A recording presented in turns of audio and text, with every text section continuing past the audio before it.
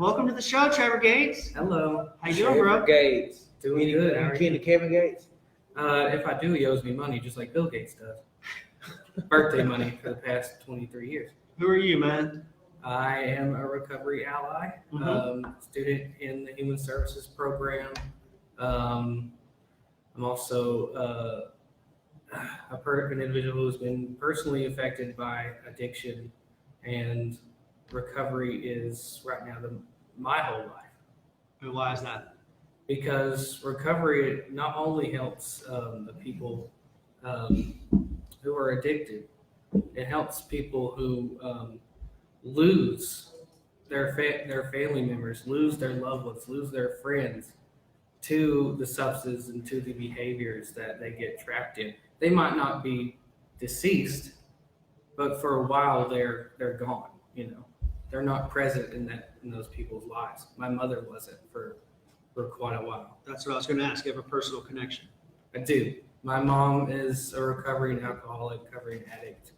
And it was one of the more harsher stories, the one that had to almost end badly to get better. The last time she drank 4 years ago. About 4 years ago, maybe a little bit more. The last time she drank landed her in the hospital on life support. Last time she used, and I was the last person to talk to her.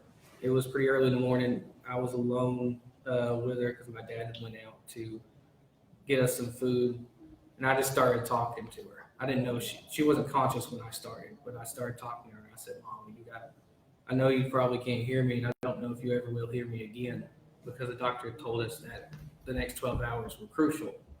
And I said, "I know you probably can't hear me, and I don't know if you will again, but please know that if you do get out of this, I need you to fight this. I need you. I can't lose you now. I can't. You haven't seen me walk the stage. You haven't seen me have kids. You haven't seen me get married. I need you here." And I went through this, and in the middle of it, she had woke up, but I was still rolling on. And she grabbed my hand and told me, "I'm going to be here." And she fought to stop. And she's here today. She's here to this day and thriving. And after going through that, right, what type of action did you personally take? Like, how did you become involved? And how did you start applying some of these recovery-based skills that we practice to your personal life? And how's that helped you? Well, recovery has helped me so much. After all that with my mom, and after some couple other instances, I knew what I wanted to do. I was already in college, but I didn't really know what I wanted to do. I had dreams of doing this, be a music teacher, be a history teacher, this, that. I didn't have a direction. But when that happened with my mom, I knew what I wanted to do. I wanted to help people. I didn't know how. That's why I'm really glad with the work that we're doing to get the human programs like Human Services and substance abuse programs out there. Because at the time I didn't know about it. But I knew I wanted to help people. So I knew I wanted to make sure that no other son, no other daughter, no other husband or wife had to look as their loved one was being ripped away from them by forces they couldn't control. Because that's what always, on my end, was the worst thing, is if I wished it was a person hurting her and not a substance, because I could have physically stopped the person. But for me, recovery it saved my life, because when me and you first met, I was really suffering with severe mental illnesses, with my visual disability. I had severe depression, severe anxiety, and I was on the verge of suicide. And when we met in the program, and you pestered me a little bit to come to your group every other week, I'd blow you off. Pestered. How would you blow him off, Trevor? I just go, yeah, I'll come sooner or later. I don't drive. I don't have a ride, What'd I say? Bunch of excuses. You're like, I'll give you a ride. And, yeah, I got paper to ride. And I'd give a lot of excuses. But then I finally came, I was like, fine. And it was like, it was going to be a crucial weekend because I was planning to end everything that weekend. Mhm. I was really bad off. So what was it about? What was it that made you show up? Why was this time different? This time was different because I think I had people who actually made an effort to get me for me to be there and wanted me there, wanted me around. I wasn't just a number. I wasn't just another client or a paycheck. I was a friend, and I was a person that I felt that they cared about, and they made me see that. So I went, and part of the reason I went is because you were an addict, so I knew you were a lot like my mother. And I was like, okay, well, I trust my mother. I'll trust him. And just at that one meeting, the overwhelming feeling of support from being introduced. I didn't know any of them. Was that over there at Western, or was that here? That was, wasn't that Western coffee shop? I think so. Yeah, that was at the coffee shop. Just the overall support. I didn't know any of them. I only knew Steve, and that was barely. And they all showed me this overwhelming amount of kindness, and something in it made me want to not hurt myself, not to end everything that weekend. I knew I had something in me had changed just from being around those people. You also really pretty rapidly committed yourself to applying these practices and these skills that we were working on both together and integrating them into your personal life, like outside of that group dynamic. What were the results of that? And what inspired you to continue doing those things? Well, like with meditation, that was one of the practices we were really focused on. Once I, with the encouragement of the group, stuck with it, I was one of those people that thought, I can't meditate. I have severe ADHD. I can't shut my mind off. And that was the misconception that stopped me for a while of trying meditation, because misconception is you have to be able to shut your mind off, and that's not it. It's ignoring your mind. The result of it was I was able to grow. I was able to live, finally able to live. Because I'll tell you this day, 22 years worth of life, and not a lot of it was lived. It was just, I was there. But once I was able to, change my relationship with my thoughts. Because going to that group, we were studying Buddhist-oriented practices, and just the knowledge of the truth that we are not our thoughts, that self-identifying with my thoughts was unskillful and just unnecessary, because that's not who you are. That's not who we are, what we think of ourselves. And I wasn't this fat, blind piece of nothing that I thought I was. And once I disconnected from that, I connected with who I really was, and I connected with real people, who really cared about me. And I just flew with it. And every bit of my life just blew up in different ways, from how I handled stressful situations to how I handled the news that my vision was actively and rapidly deteriorating. So is it safe to say, Trevor, that the love that Steve and the rest of the group showed you transformed you, and just the way that they made you feel welcome and give you that sense of purpose and that sense of family, right? Exactly. And that's what so many of us need. And I'm glad that you kind of touched on, you're not your thoughts. You're not. So I think you're amazing, Trevor. Thank you. And I'm glad you know. I appreciate that, buddy. So I heard you say, Steve, you're an addict, right? Is that what Steve is, or is that something he experienced? Something he experienced. Right. Yeah, sorry about that. No, it's good, and that's hey man. I mean, you're teachable. I think that's how we're gonna break that stigma, right? Is to not have that illness identity, but a wellness identity. It's like Lori said, speaking life into somebody, speaking life over them, and just realize that just because that's our experience, that's our past, doesn't mean that's what we are, right? Exactly. Just like you said, right after you said that, you was like, well, I'm not my thoughts. You're so much more than that, and you are. And I'm glad you're here, Trevor. Thank you. Oh, yeah, me too. So how did you you mentioned that throughout this process in the last 2 or 3 years, you've been really working on yourself and intentionally taking action to improve your well-being. You experienced some significant loss in regards to your disability and your vision. How did those skills that you have applied allow you to kind of gain a level of acceptance with what was taking place in your life? Well, those skills and the practices and the support system that I built around me acted as a safety net that I was able to fall into. Because before that, if I would have learned that that my vision was deteriorating 2 years prior, it would have been like, oh well, everything's over, nothing's worth anything now. But right when it happened, I think I called you right when it happened.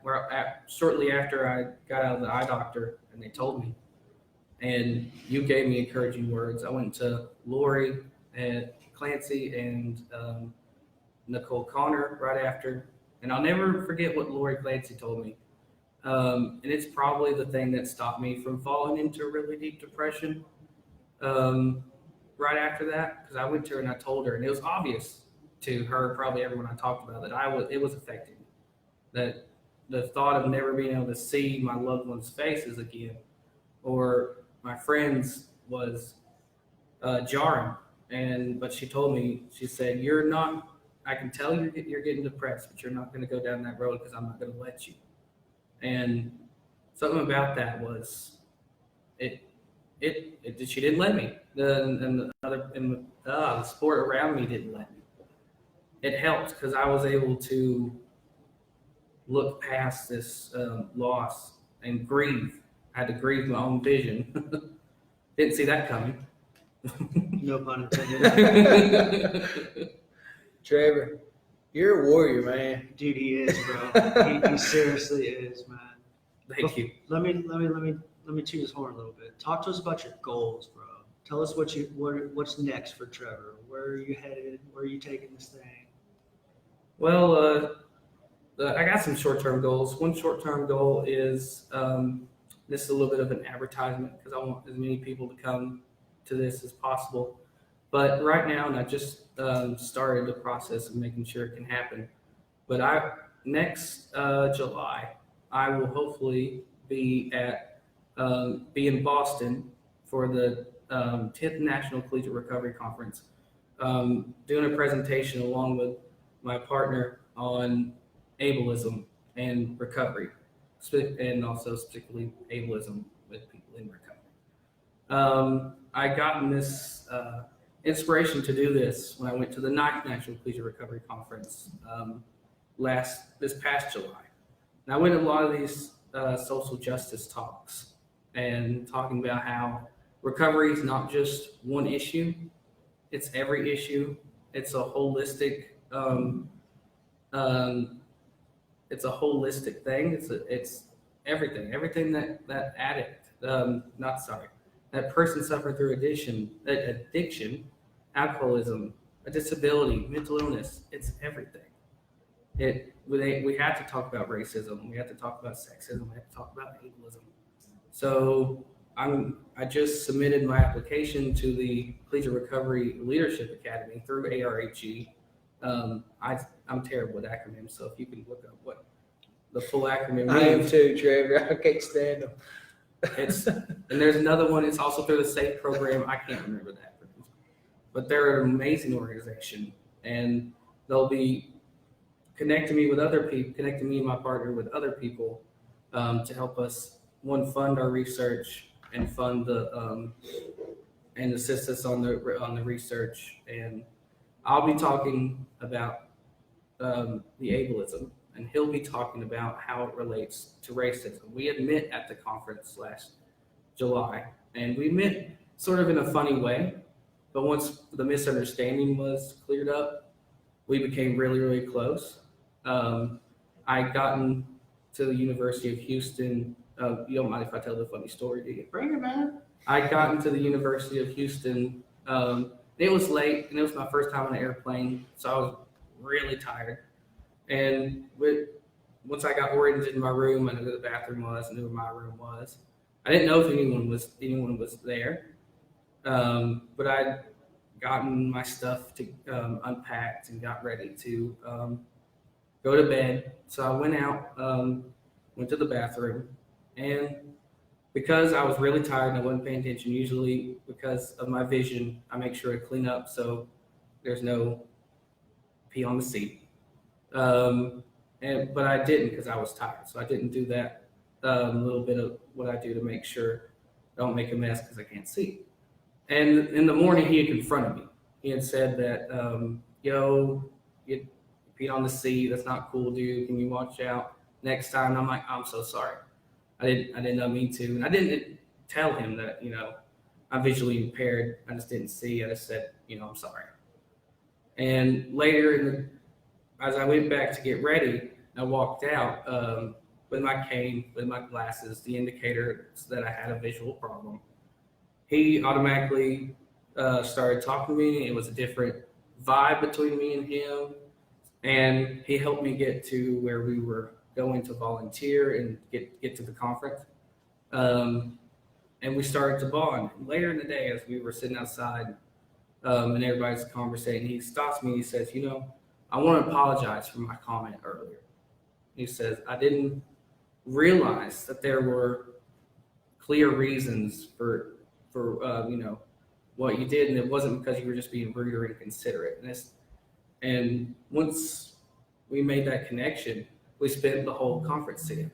And about the Wednesday, the third, fourth day, he had stopped me again as we were just hanging out in between our shifts, and he's asked me, he's like, "I know you can't see, but do you realize how the looks of they realize how many people give us both weird looks when we're walking together?"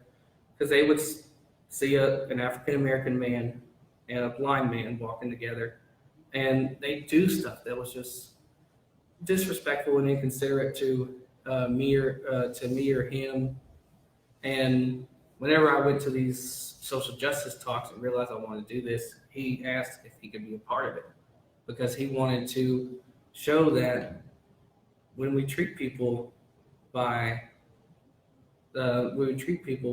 because of race or because of disabilities or because of illnesses like addiction, we're doing everything wrong when we focus on those things, when we don't focus on the soul and the person that they are. So that's a short-term goal. There's going to be a lot of research. There's going to be a lot of meeting of the minds between me and him, getting this ready, and hopefully I'll be able to talk about it on stage in Boston. So what I'm hearing is the kid that I met in this camp, in the classroom 2 years ago on the first day of school, who walked into class, sat over in the corner all by himself, wouldn't say a word, came into class, left class, quiet, shy, is going to the National Clean Recovery Conference to present as a presenter in 2 years later. 2 years later. Surprising to me too. Congratulations, buddy. Yeah, I'm proud of it. Real quick, Trevor, tell us about those long-term goals, man. The long-term goals is I know you got a lot of them. the pieces of paper. Yeah, come on, tell The me. pieces of paper. I'm going to be getting my bachelor's and master's in social work, and then since I won't be too old by the time that's over, I'm going straight for the doctorate in clinical psychology to open up a lot more doors and to stretch my reach. And I'll be living the life of helping improve the quality of life of others. And that's all I ever wanted. So in other words, you're gonna be changing the world, Trevor. Exactly. Okay. Exactly. I appreciate you sitting down with us, Trevor. I look forward to doing a full podcast with you in the very near future, having you on. As long as you give me a ride. Really sit down. You know where to find me, brother. You know where to find me. Thank you, Trevor. Love Thank you, buddy. Love you, dude.